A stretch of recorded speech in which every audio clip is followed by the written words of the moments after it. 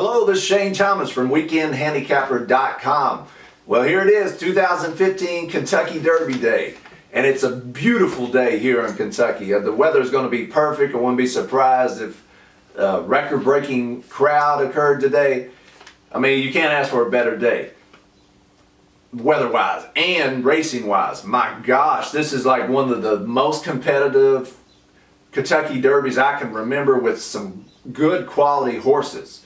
So it's going to be tougher than usual, which, you know, for new people, new to horse racing and handicapping, please don't judge horse racing and handicapping on the Kentucky Derby. The Kentucky Derby is a unique race. All these factors, most horse races don't even have half the contenders that the Kentucky Derby has. We'd be lucky if we get 8 horses in a field. Here we got 20.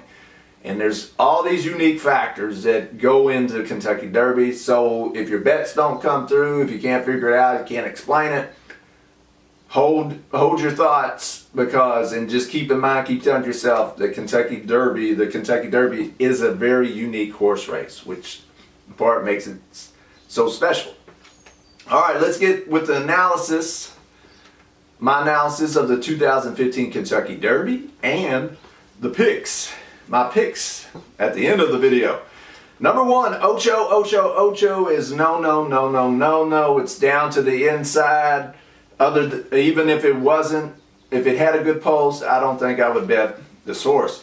Number 2, Carpe Diem. Now this horse, I might have bet if it had a better post position. It's got a lot of work. It's got its work cut out for it.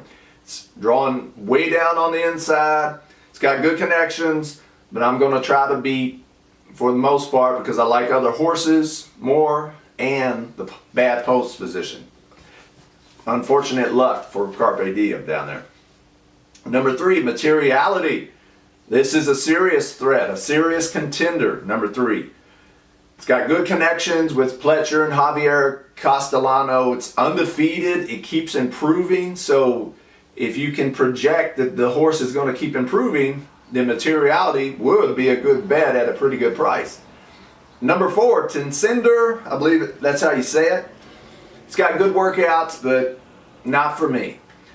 What might be for me in the exotics is number 5, Danzig Moon. You have a horse that's a closer, which the distance shouldn't be too much of a problem for this horse. It's got a good late kick, and it's got a jockey that I think excels at coming from the back of the pack. He can time it.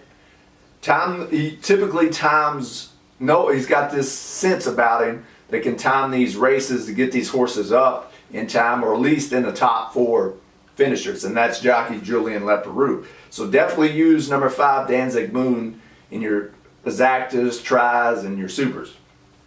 Number 6, Mutaji. I probably butchered that name, but this is the foreign shipper that won in Dubai earlier this year. It's interesting. I think it can get the distance, but I'm going to play against until a horse beats me that's coming from, a foreign shipper. Number 7, El Kabir. It's scratched, but I wouldn't have played it anyway. One that I will play is number 8, Dortmund, Bob Baffert's other horse. This horse has done nothing wrong. It's undefeated. It's won at Churchill Downs. It's got a good trainer. I believe that Dortmund is a really good horse that has a really good shot at winning this year's Kentucky Derby. Number 9, Bolo. There's some talk about this horse, but I like its early speed, but I need more than that to bet on Bolo or include Bolo. What I will include is number 10, Firing Line. Has the class, it's been impressive, it's hung with Dortmund, a horse that I really like in a couple races. And I have faith in Gary Stevens. Plus, there's it's kind of my sentimental pick too, because I think that would be a good story. We just had Kerwin Clark, the jockey that won yesterday at the Kentucky Oaks, 50-something years old, 56 I believe, just turned 56. That's a heck of a story. I think Gary Stevens would be a heck of a story. But there's also a personal aspect to this. I met Gary Stevens at Churchill Downs one time during the Seabiscuit days, right after Seabiscuit came out. And the guy couldn't have been more gracious and nice to me. Just sit there and talk to me, and it was wonderful. So I don't have a bad thing to say about Gary Stevens. So I'm a Gary Stevens fan, that's for sure, after that. To take the time to talk to me, you know, just like a normal person would, like my friends would or something.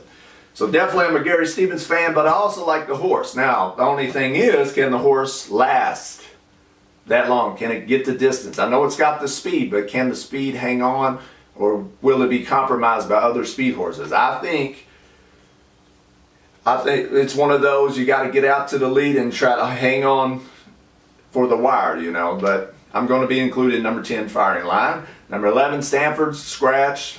Don't have to worry about that one. International Star, number 12, I'd be surprised at that. Number 13, It's a Knockout, would have to knock me out. It's faced some good competition, but I don't see it today. Now, number 14, Keen on Ice. This is a tricky, this is a tricky horse. I was on the fence with Keen on Ice because it's a good closer. It's won at Churchill. Dale Romans is his trainer. He knows about Churchill, that's for sure. That's it for me.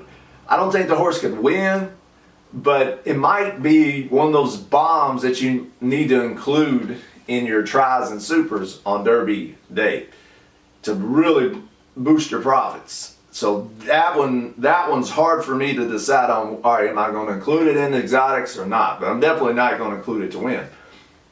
One that is a contender is number 15, Frosted. I've heard several people like this horse, and it's with good reason, because the horse keeps improving like Materiality.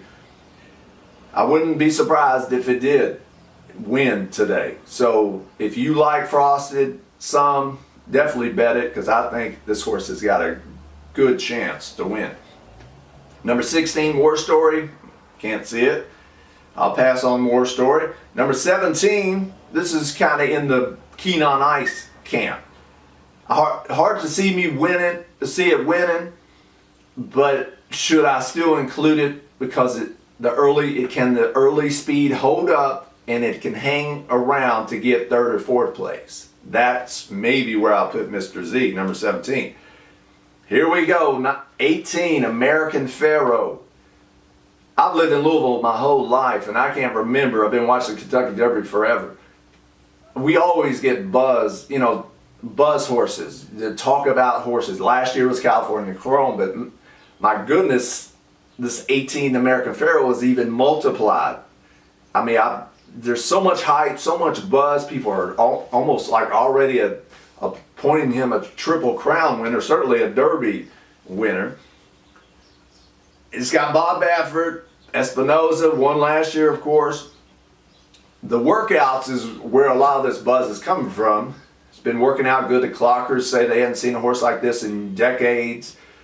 And how easy the horse looks, you know, when it's working out and how it moves across the track.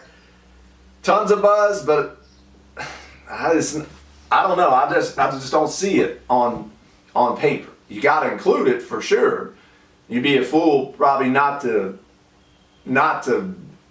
include it in the exotics at least.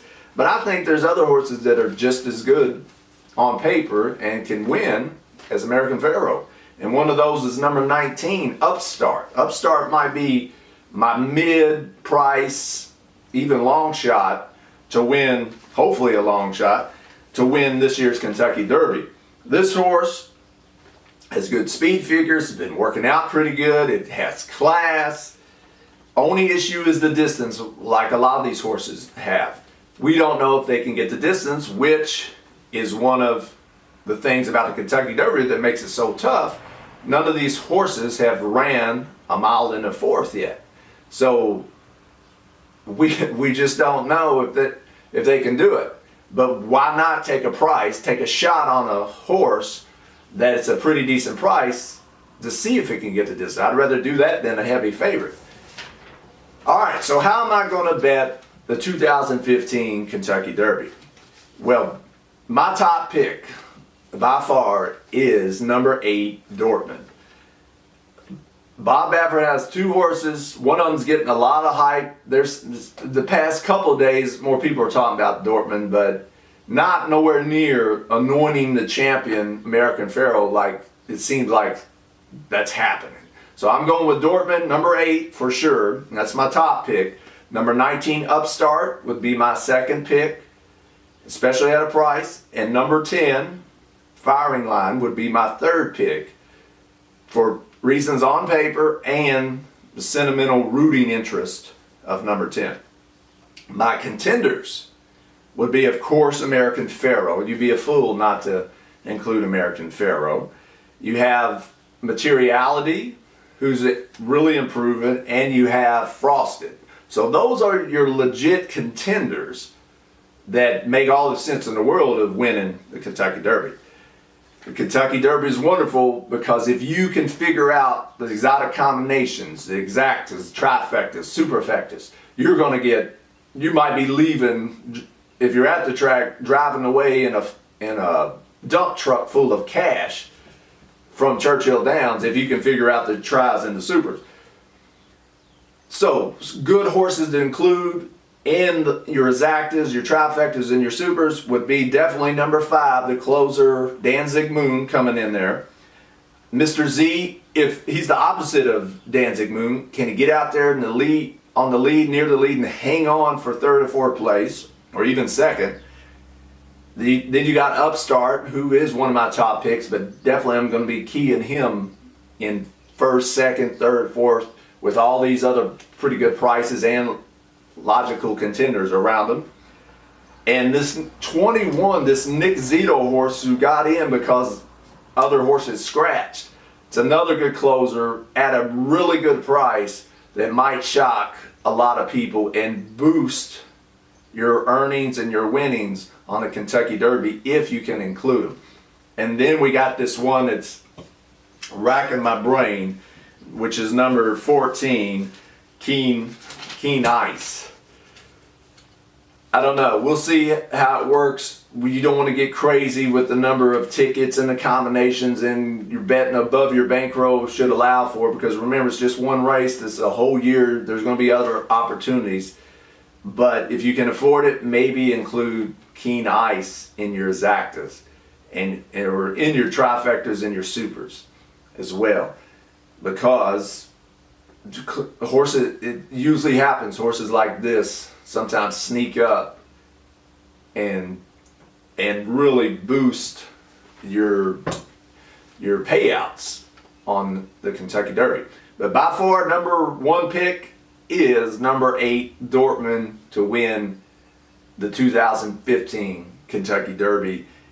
And I really like Upstart, number 19 as well. So we'll see how it plays out. You need a bunch of racing luck to navigate the traffic and to get the distance, and you rely on these jockeys to make smart decisions as they're going around the track.